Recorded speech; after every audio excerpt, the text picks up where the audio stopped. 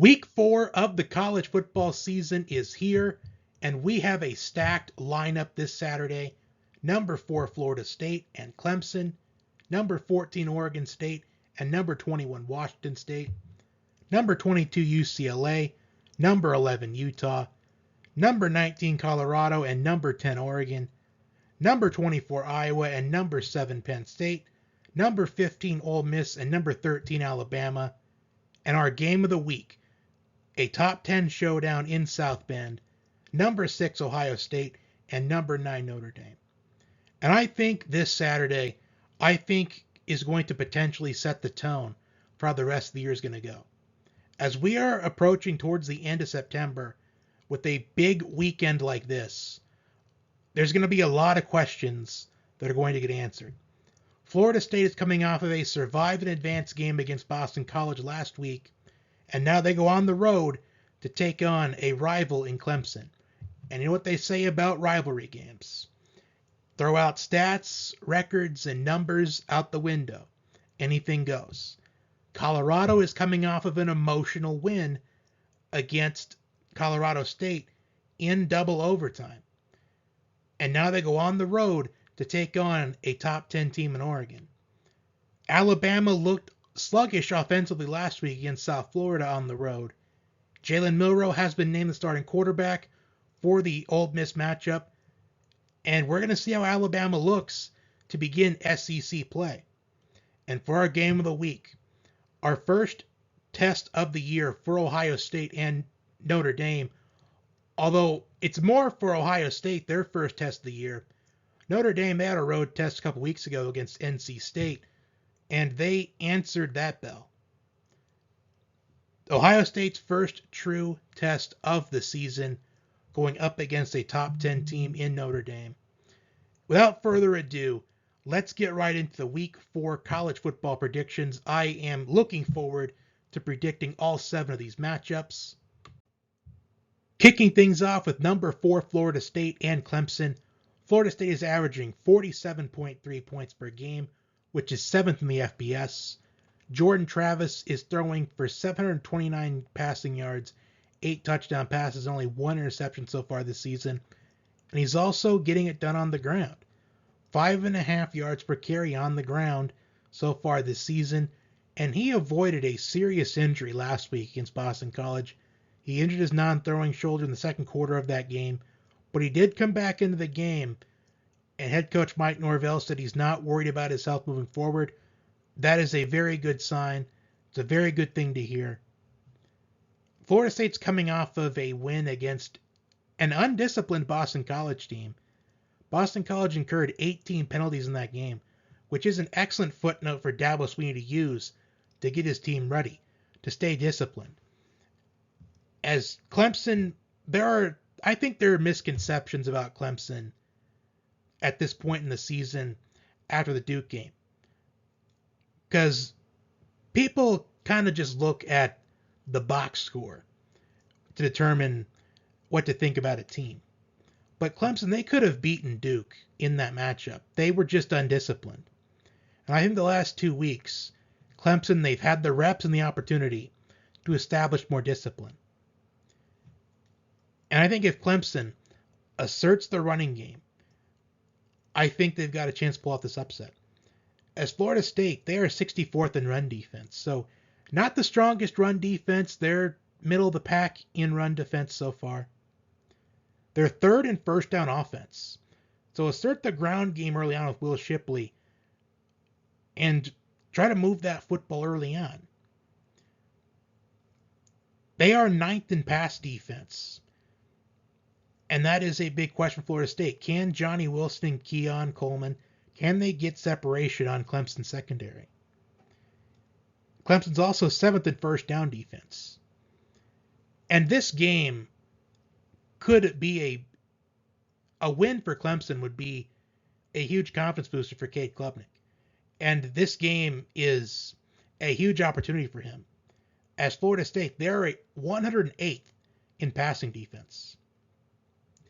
As far as this game is concerned, Florida State, they're coming off of a game where they had to survive and advance, which sometimes that's what you have to do. There's at least 1 or 2 games a year where you just got to survive in advance and move on to the next week. And I think Florida State does just that. I think Clemson keeps this close from start to finish. But in the end, I just think Florida State's offense makes one play that Clemson's offense doesn't. And I think Florida State wins a very close game. If this was a night game, I would 100% pick Clemson pull off this upset. Because I think the crowd would really be in their favor. As the crowd noise, I don't think personally is as effective at a noon Eastern game than it is in a primetime game. So I'm picking Florida State to win a very close ball game. Our next game, number 14 Oregon State and number 21 Washington State. For Oregon State, Damian Martinez is 8th in the FBS in rushing yards with 351. Quarterback DJU, 630 passing yards, 6 touchdown passes, and only 2 interceptions so far this season. As Oregon State, I have talked about being a team that I have really high hopes for. As Oregon State, they could have been easily a 10-win team last year if they had a quarterback like DJU under center. But this is their first true test of the year, going on the road to take on a top 25 team, a very underrated top 25 team in Washington State. Oregon State's 5th in rushing defense, and they are 13th in rushing offense. Cameron Ward for Washington State, 986 passing yards, 9 touchdown passes, and no interceptions so far this season. But by the looks of this, I'm anticipating an offensive battle. As Pac-12 games, they are typically that way. 109th in pass defense is Washington State. So I anticipate DJU is going to be able to eat up Washington State's secondary. They're 7th in total offense. They're 3rd in passing offense. And they are 4th in the country in third down conversion percentage. And that is a big reason why I like Washington State to win this game. I think the home crowd for Washington State is going to be a difference in this matchup. They are converting on third down 61% of the time. And I do think Washington State's defense, even though by the looks of it on paper that DJU will carve him up, I just think Cameron Ward has been the more consistent quarterback so far this season. And I think that is the difference in this game. I think Washington State wins a high-scoring game that results in a game going into the high 40s. And I'm picking the Cougars, the underrated Cougars, to remain unbeaten, handing Oregon State their first loss of the year. But I think either way, both these teams, whoever loses, I think it doesn't define the rest of their season, as the Pac-12 is extremely good this year. Next up, number 22 UCLA and number 11 Utah. For Utah, what is the status of quarterback Cameron Rising? I'm anticipating that Cameron Rising is not going to play in this game, as I felt like if he was feeling good to go, they would have at least given him some snaps against Weber State to get him back into the flow of the Utah offense. But this season, Utah's been using Nate Johnson and Bryson Barnes at quarterback. Nate Johnson's been the main guy. So I'm anticipating Nate Johnson will be getting the nod in this game. These two teams, the pace they play is very different. UCLA, 125th in time of possession. Utah is 5th in time of possession. Both these defenses are top 10 in scoring defense. UCLA is 7th, Utah is 9th. UCLA is 3rd in rushing offense, led by Ball State transfer Carson Steele in the UCLA ground attack. However, Utah is 10th in run defense. Dante Moore, the freshman quarterback for UCLA, 615 passing yards, 7 touchdown passes, and only 1 interception so far this season.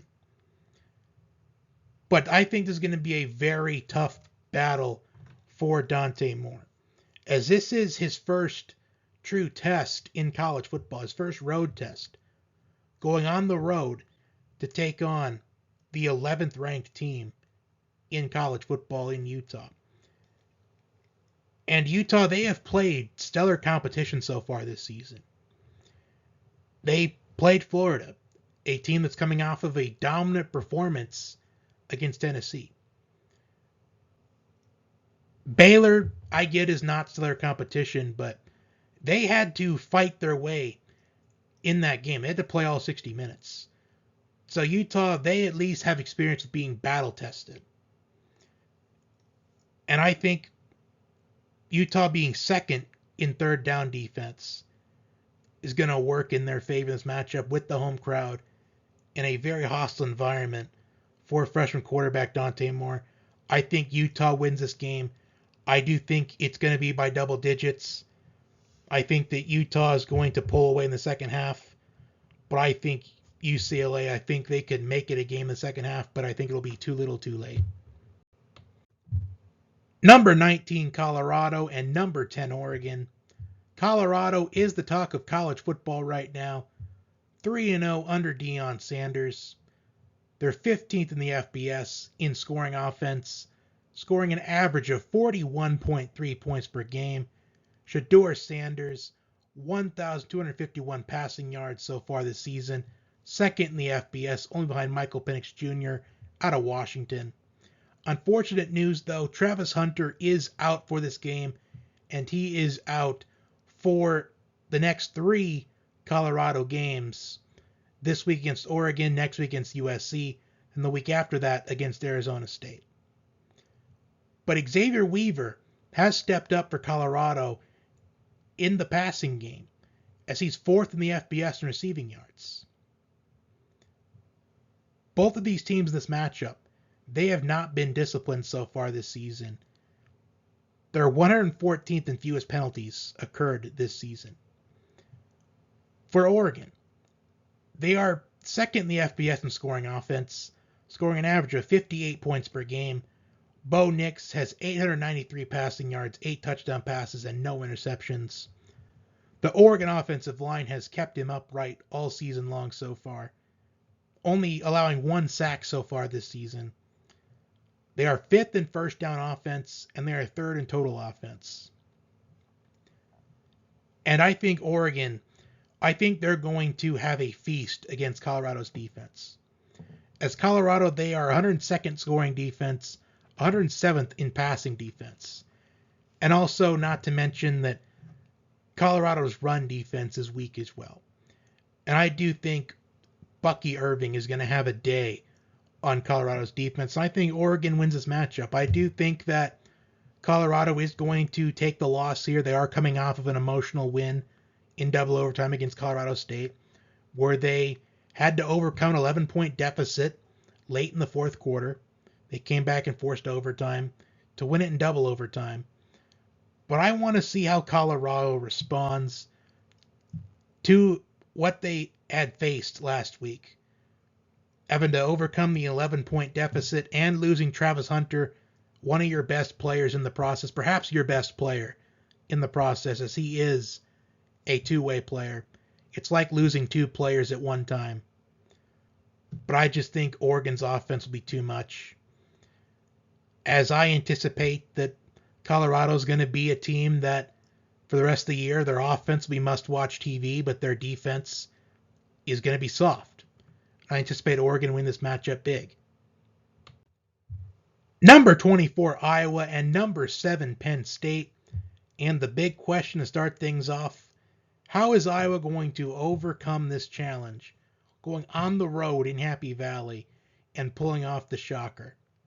Because the odds are completely stacked against them. They're 123rd in total offense.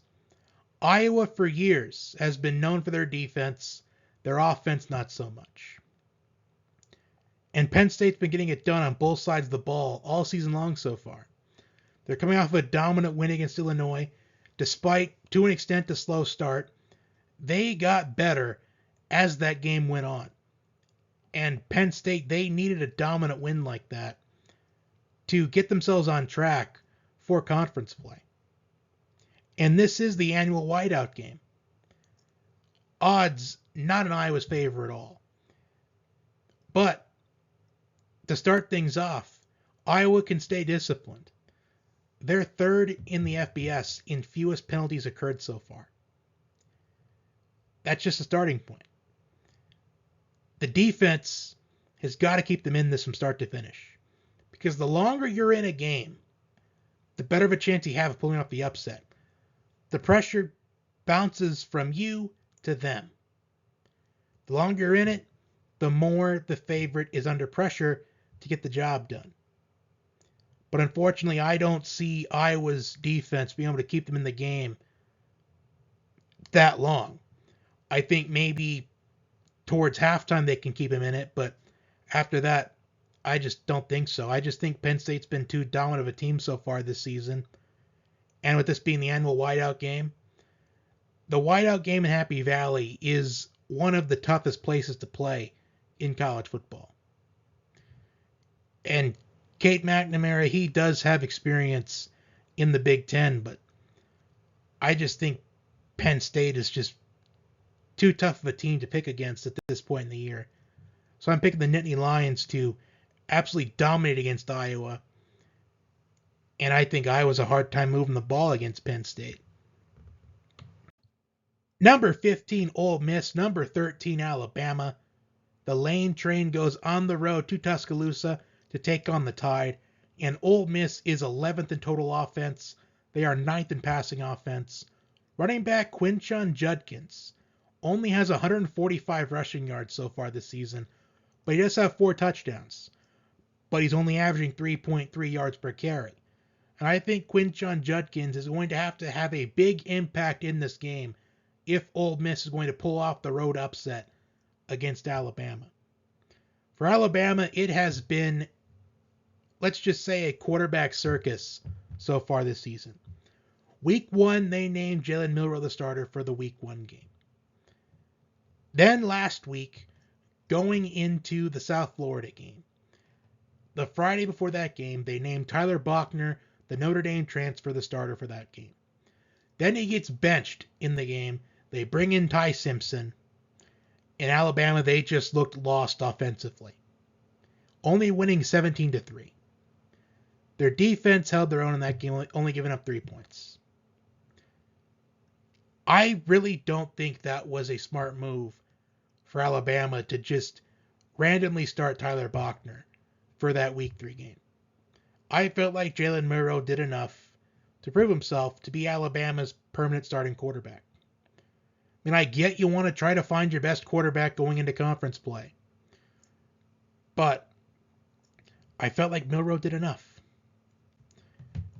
And I do think there are misconceptions about Alabama with how they lost to Texas. I really don't hold the Texas loss against Alabama. I really don't. That was just a game where the more disciplined team won that game. And the rare occurrence, the more disciplined team was not Alabama. Alabama, they had 2 touchdowns get wiped off the board for offensive penalties. If Alabama was more disciplined in that game against Texas, they would have won. And I don't think many people would be having these misconceptions that they're currently having. Their defense, however, they've been decent so far. They're 26th in scoring defense. They're 45th in total defense. 37th in passing defense, which I do think that is something to keep in mind. Because Alabama's defense in 2020, when they won their last national championship, they weren't good statistically, but they still came back and won the national championship. And I get that this Alabama team may not be dominant like the 2020 team was. But I'm not sold on the idea of Alabama not having a good season this year, and they're not as good as what we're used to seeing. I just think Texas has that potential of being a really strong team this year and going undefeated. I just think it's more of Texas as that potential of having a very special year.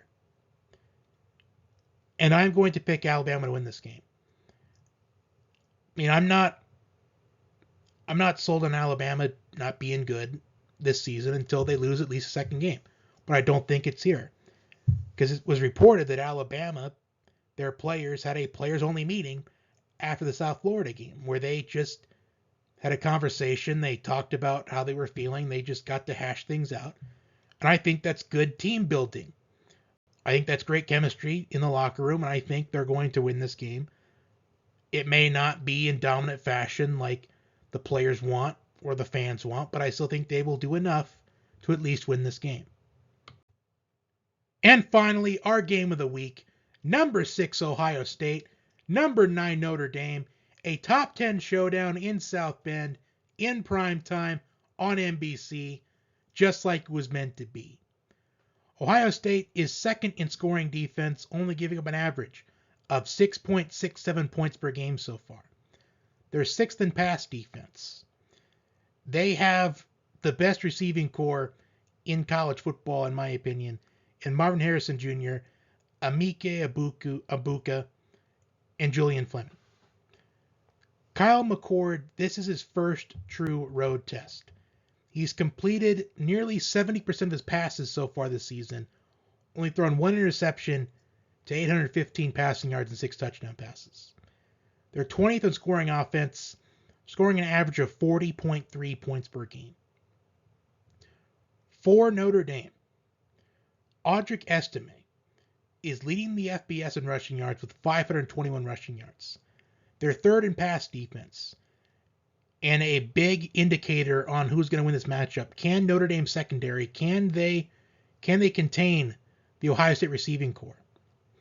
And can Ohio State establish a running game? As one of the big problems with Ohio State under Ryan Day is they can't seem to establish a consistent running game. Notre Dame has the best first down offense in the FBS. So for them to pull off this upset and win this game, win on first down, assert yourself on first down. They are 10th in the FBS in third down conversion percentage, converting on third down 54.5% of the time. Sam Hartman, who I've been talking about for a while as Notre Dame's best quarterback in a long time, he's 5th in the FBS in passing yards, with 1,061 passing yards. And they are 9th in scoring offense, scoring an average of 46 points per game.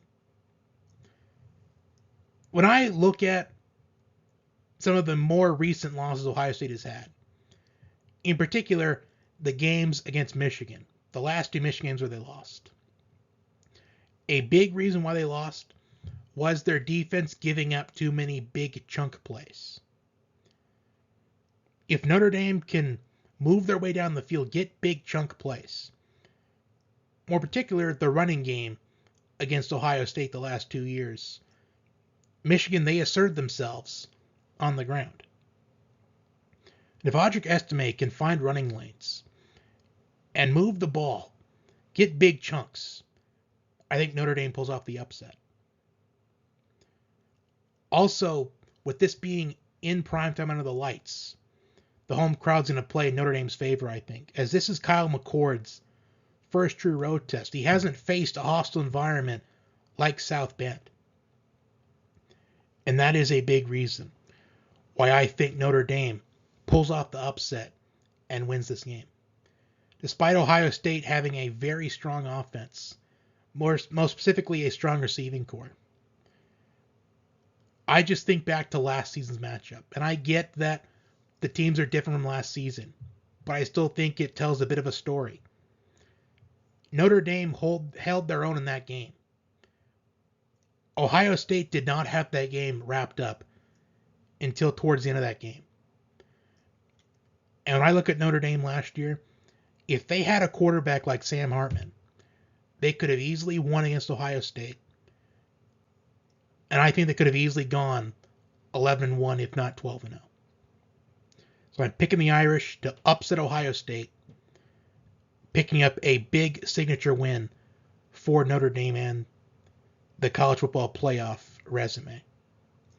And that will do it for my Week 4 college football predictions. If there was a game that I did not predict today that you would like my thoughts on, please leave it in the comments section down below and I will respond. Also, my new top 25 ranking will be in the comment section. I will pin that. Like, share, comment, and subscribe. And the Week 3 NFL predictions video will be out tomorrow. And enjoy the football this weekend. We are in for a very exciting college football Saturday.